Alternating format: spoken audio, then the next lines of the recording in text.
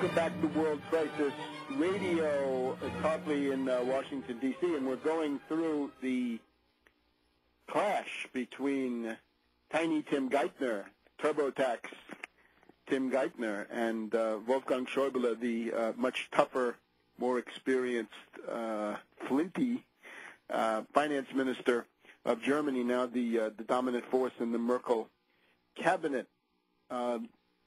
The meeting had been announced at short notice. Geithner flew in from China, but he went all the way across Europe to Britain first to get himself Osborne and Mervyn King, and then he worked his way back to Berlin. Right, it's an extra couple of thousand miles of flying, but you can see why he did it. Notice he doesn't go to Paris. Sarkozy is in his pocket. He doesn't have to worry about Sarkozy. Everybody assumes that Sarkozy is now the poodle of the U.S. administration. Bad day for France, right? Quelle honte. What a shame, as de Gaulle would have said. This is now what you get for being a puppet state. We'll have much more about Sarkozy later in the program, his CIA pedigree, as pointed up by Thierry Masson. But just now, on the eve of Geithner getting to Berlin, the Dow Jones wires carry a story. An unnamed Treasury official says the U.S. is not happy about the German ban on naked credit default swaps. This is considered, quote, damaging to the market and counterproductive, close quotes, one-sided, in quotes.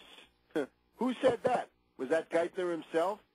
Was that Mark Patterson of Goldman Sachs, his chief of staff? Anyway, damaging to the market and counterproductive, not likely to be adopted on a large scale.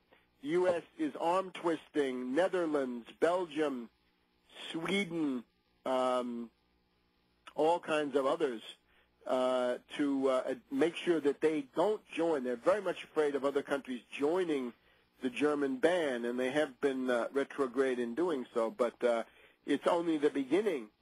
So the meeting between Geithner and Schäuble in Berlin, the idea was that they both pretend to agree. In other words, both of them, for domestic political reasons, don't want to illustrate the depth of the clash. But you can tell through the atmospherics. The Washington Post of today, 28 May, has a photograph of the two of them with Schäuble looking over at Tiny Tim, and Tiny Tim is doing his rap, and Schäuble is scowling at him.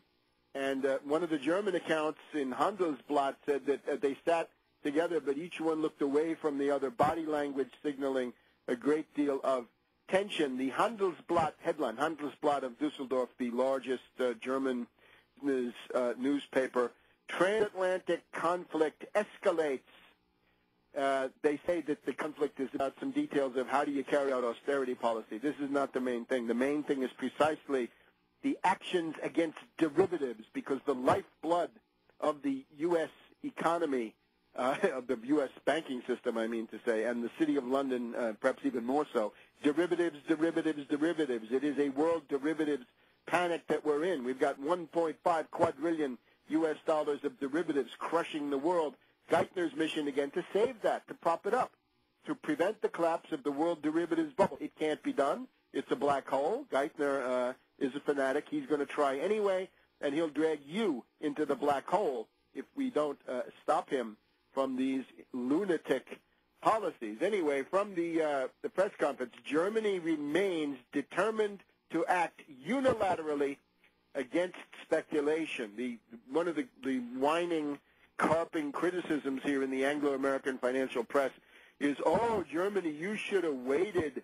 You needed to wait for your European partners and everybody agree before you do anything. And, of course, as Schäuble points out, we needed emergency action in the middle of an emergency. And I would stress, again, from if you take a look at that article in the Wall Street Journal the previous week, it seems to me very likely that some kind of panic flight out of the euro was being put together, and it probably still is, because this is not over by a long shot. So the Germans felt that they had to save the euro from a panic run of flight panic flight capital out of the euro based on credit default swaps, because that's the main weapon of the hedge funds in this kind of a battle, along with various kinds of naked shorts. But above all, the derivatives, because there the leverage gives you the greater ability to do damage. So Germany determined to act unilaterally against speculation. Quote, "We have done our national homework on this," says Schäuble. "We know what we're doing." So the interesting thing is the U.S. press initially at least stresses agreement, because that's what Geithner says, right, that there's broad agreement. The German press stresses the clash, especially the ones that are sympathetic to the Merkel government in general. Handelsblatt, Die Welt of Hamburg, and so forth, pushing that there's actually quite a good deal of acrimony. So Geithner's line is that there's broad agreement on regulatory reform, but there's none. That's clear. Geithner is operating in a deception pattern, as usual. Duplicity is the way that he does things. You'll see that's the case with the U.S. Congress also. There was no mention by Geithner of the main issue, which is the ban on naked credit default swaps by the German government. He doesn't want to talk about that. He is asked about it, but he ducks it. He doesn't want to talk about it. Geithner also ducked the issue of the Tobin tax on financial transactions because the German government is determined to go ahead with that. Let's see what we see in the Washington Post here today. Differences have emerged on a host of issues between the United States and Europe. The United States favors a more narrowly drawn tax levy on large firms to underwrite the recent financial crisis, while some European officials, including Schäuble, want to tax all financial transactions for a fund that might be dedicated to crisis resolution or that might go into each government's general account. The general account is the way to go, Schäuble. Forget the bailout fund or resolution fund for zombie banks. You can get rid of those just using your police agencies. But what you have to have is the Tobin tax on all financial transactions, including all derivatives, and that goes into the general fund of the governments to deal with this tremendous budget crisis that they're all facing, and everything else is getting taxed. So how can financial transactions, the financial parasites, claim to be immune to this question of a tax on them? Schäuble, says the Washington Post, defending a German approach that has become more unilateral in tone and substance, said that Germany had done its national homework before adopting a ban on certain types of stock trading known as naked short selling. The ban announced last week surprised U.S. and European officials who were expecting cooperation over such decisions. Notice the U.S. coverage tries very hard not to say derivatives. They don't want you to know that the German government has taken a significant step towards the banning regulation of derivatives in the form of credit default swaps. It's not a matter of stock trading only. It's a matter of derivatives.